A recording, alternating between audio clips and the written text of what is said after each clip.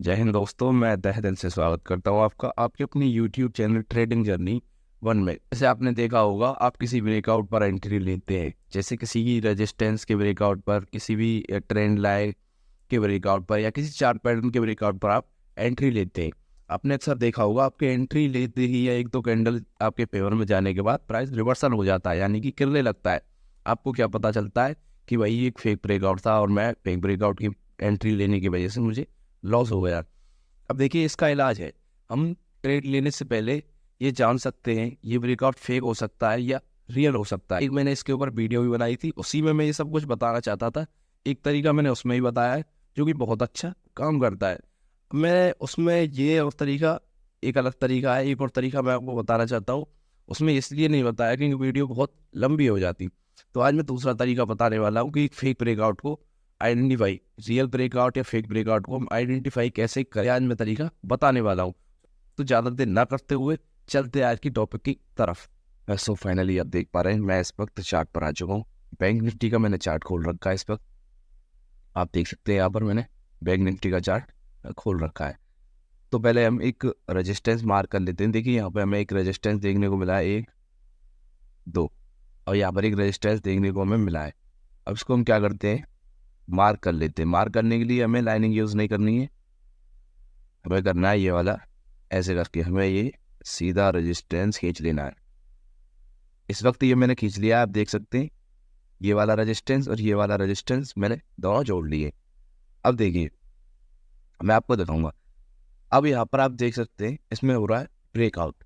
भाई, आपको पता है जब किसी भी रेजिस्टेंस का ब्रेकआउट होता है तो आप क्या करते हैं, लॉन्ग एंट्री बनाते हैं।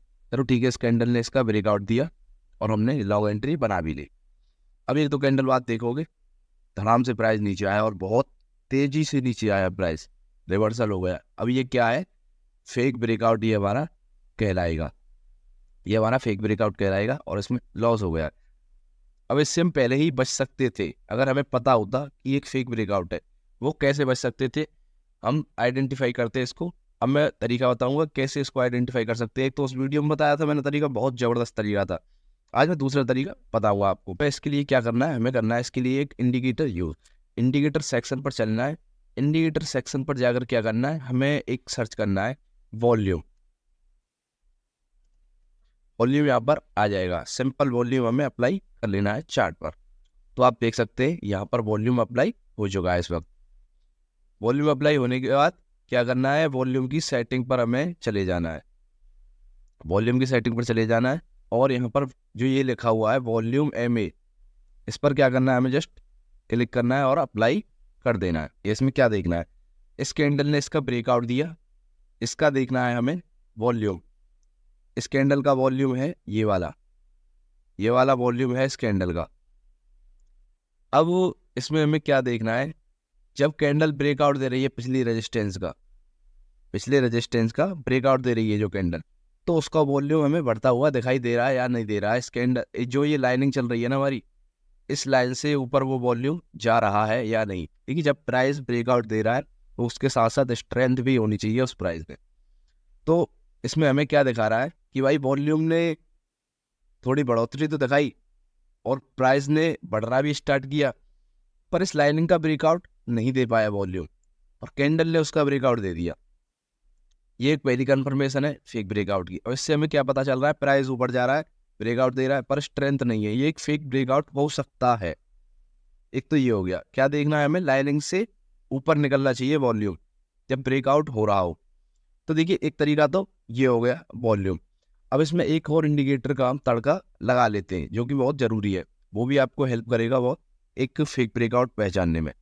तो सिंपल हम क्या करेंगे, हम चलेंगे इंडिकेटर पर। इंडिकेटर पर हम सर्च करेंगे RSI हमें यूज़ करना है, RSI डाइवर्जन। RSI डाइवर्जन यहाँ पर इंडिकेटर आ चुका है, ये वाला इंडिकेटर हमें अप्लाई कर लेना है चार्ट पर। ये सिंपल इंडिकेटर है, ये इंडिकेटर हमें चार्ट में ऐसे इस प्रकार से देखने को मिलता है RSI।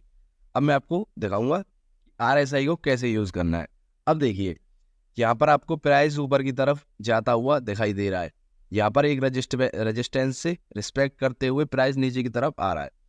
अब RSI को इसी तरीके से हम देखें तो RSI हमें यहाँ से नीचे की तरफ आते हुए दिखाई दे रहा है।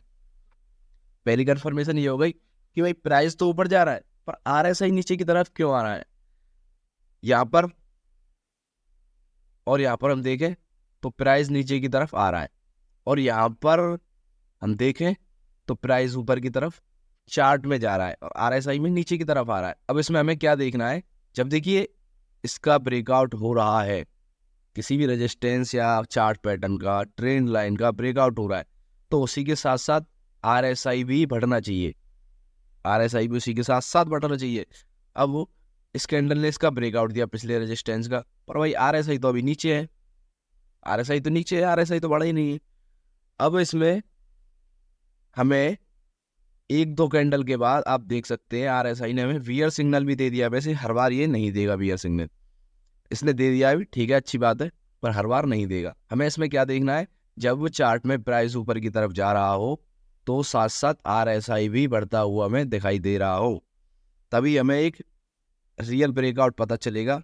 अगर RSI भी प्राइस के साथ साथ ऊपर जा रहा है तो शायद वो रियल ब्रेकआउट हो सकता है, अन्यथा प्राइस नीचे की तरफ ऊपर की तरफ जा रहा है, RSI नीचे की तरफ जा रहा है, तो वो एक फेक ब्रेकआउट हो सकता है। आपको उस ब्रेकआउट को अवॉइड करना चाहिए, ट्रेड अवॉइड करनी चाहिए। तो आप देख सकते हैं इसके यहाँ पर इस कैंडल पर इसने बियर सिग्नल दिया है, तुरंत बाद कितने जोर से RSI भी गिरा है और प्राइस भी आपका गिरा है। फिर से देखो प्राइस भी बढ़ने लगा है और RSI भी थोड़ा थोड़ा बढ़ने लगा है। तो देखिए इस प्रकार से RSI का इसमें यूज होता है।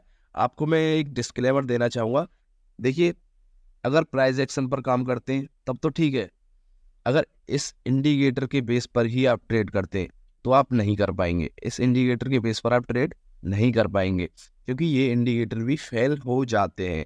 हाँ, मैं मानता हूँ ये इंडिकेटर आपको ब्रेकआउट ट्रेड करने में बहुत हेल्प करेंगे आपकी, तो आप ब्रेकआउट ट्रेड करने के लिए हेल्प के लिए इन्हें अच्छे से यूज कर सकते हो, पर इन्हीं के बेस पर आप ट्रेड नहीं कर सकते हो। सो आई होप आपको समझ में आया होगा अच्छे से जो मैंने अभी आपको समझाया ब्रेकआउट ट्रेड। तो धन्यवाद, मैं चलता हूँ, मिलूंगा आपसे नेक्स्ट वीडियो।